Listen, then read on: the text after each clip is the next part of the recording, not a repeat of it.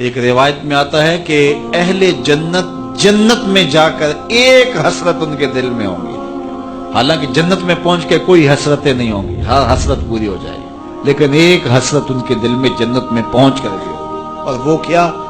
جو چند لمحے خدا کی یاد سے غافل گزارے کیوں گزارے؟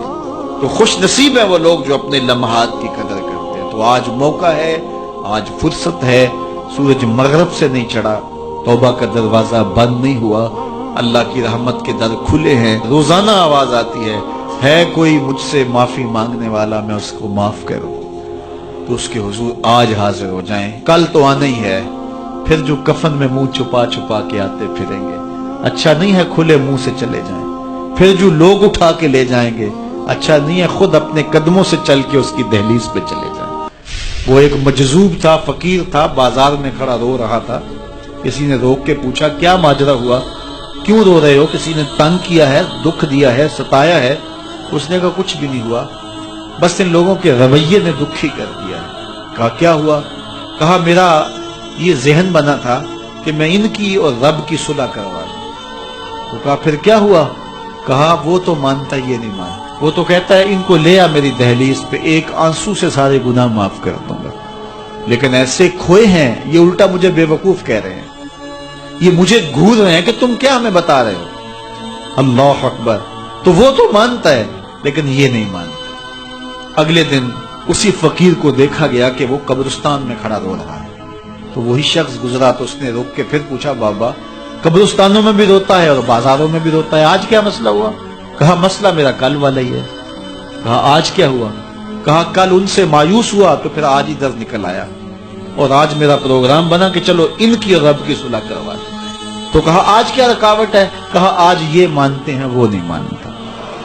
تو قبل اس سے کہ ادھر سے انکار ہو جائے کہ اب وقت بیت گیا، اب تم نے وہ وقت گنوا دیا، ہم نے بڑی مہلت دی تھی تمہیں، ڈوبتا سورج تمہیں روز کوئی پیغام دیتا تھا، اٹھتے ہوئے جنازے تمہیں روز کچھ کہتے تھے، بڑھاپا تمہیں آوازیں دیتا تھا، تم چلتے تو ٹھوکریں لگتی تھی، یہ ٹھوکریں تمہیں کچھ کہتی تھی، لیکن تم نے کسی بات پہ غور نہ کیا، اور لمبی زندگی کی امید پر تم نے مالک کی دہلیز کو چھوڑے رکھا، اب تمہارے لیے کوئی راستہ باقی نہیں بچا۔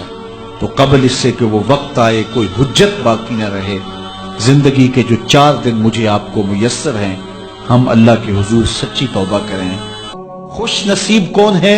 جو جوانی میں توبہ کرتے ہیں، جوان کی توبہ پہ عرش الہی جو اٹھتا ہے۔ تو خوش نصیب لوگ ہیں جن کو سچی توبہ کی توفیق نصیب ہوتی ہے، اور وہ لوگ جو اپنی زندگیاں یوں ہی بسر کر دیتے ہیں اور راہ مستقیم پہ نہیں آتے، آوارگی میں بسر کر دیتے ہیں، تو پھر منو مٹی تلے چلے گئے، لوگ کہانی بھی بھول جاتے ہیں۔ تو قبل اس سے کہ وقت آئے مجھے اور آپ کو اپنی آخرت کے لیے ضرور کوشاں ہونا چاہیے، اور سچی توبہ سے اپنی آخرت کی تیاری کرنی چاہیے۔ کل کا پچھتاوا آج کے پچھتاوے سے بہتر ہے۔ کل کا پچھتاوا تو سوائے حسرت دکھ بڑھانے کے اور کیا ہوگا، آج کا پچھتاوا زندگی بدل دے گا۔ وقت پر کافی ہے ایک قطرہ بھی آب خوش ہنگام کا، جل گیا جب کھیت برسا می تو پھر کس کام کا۔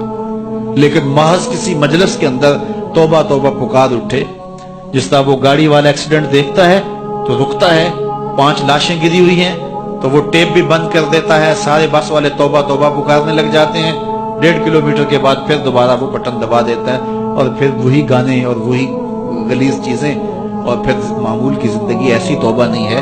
توبہ یہ ہے کہ ما قبل کہ جو اعمال ہیں ان سے ندامت پیدا ہو اور ان کو ترک کر دیا جائے، اور آئندہ عزم مصمم رکھا جائے، تو اللہ تعالیٰ جل شانہ سچی توبہ کو قبول کرتا ہے، اور پھر توبہ کرنے والے کے ما قبل کے سارے گناہ مٹا کے نیکیوں میں تبدیل کر دیتا ہے۔ اللہ جل شانہ مجھے بھی آپ کو بھی سچی توبہ کی توفیق سے مالا مال فرمائے، اور زندگی کی ایک ایک ساتھ اپنے دین کے لیے گزارنے کی توفیق دے۔